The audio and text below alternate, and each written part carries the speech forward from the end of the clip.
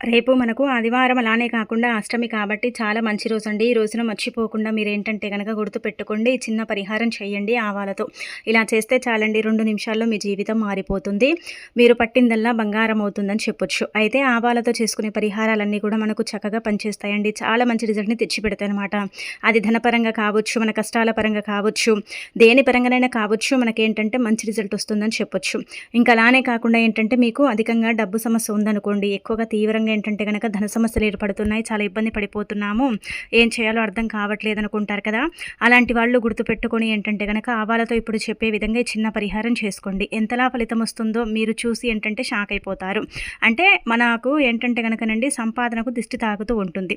అలా తాకినప్పుడు కూడా మనకి ఏంటంటే గనక డబ్బు అనేది రాదు. ఎంత కష్టపడ్డా కానీ రూపాయి అనేది మిగలక మనం ఇబ్బంది పడిపోతూ ఉంటాము. ధన ద్వారాలు మూసుకుపోతూ ఉంటాయి. అలానే కాకుండా ఏంటంటే ధనానికి చాలా ఇబ్బంది కలుగుతూ ఉంటుంది కదా. అలాంటి వాళ్ళు ఏంటంటే ఒక స్పూన్ అన్ని ఆవాలు తీసుకోండి. అంటే ఒక చిన్న టీ స్పూన్ ఉంటుంది కదండి, అన్ని ఆవాలు తీసుకోండి. అచ్చం ఆవాలు తీసుకోండి. అందులో ఏది కలుపు ఉండకూడదు. ఆవాలు తీసుకున్న తర్వాత ఏంటంటే గనక మీ ధన సమస్యలు ఏవైతే ఉంటాయో అవి చెప్పుకోండి. అంటే డబ్బుకు సంబంధించిన సమస్యలన్నీ కూడా పోవాలి, చక్కగా ఉండాలి, మేము పట్టిందల్లా బంగారంలాగా మారాలి, 4 వైపుల నుంచి కూడా ధనం దూసుకు రావాలి అని చెప్పుకొని 7 సార్లు తల చుట్టూతో తిప్పి ఆవాలను ఏంటంటే గనక బయట పడేయండి. అంటే మీ ఇంటి బయట పోయండి. అంటే ఎక్కడైనా సరే ఒక చెట్టు మొదట్లో పడేస్తే సరిపోతుందండి. మీకుండే ఇబ్బంది అంతా కూడా పోతుంది, మంచి జరుగుతుంది.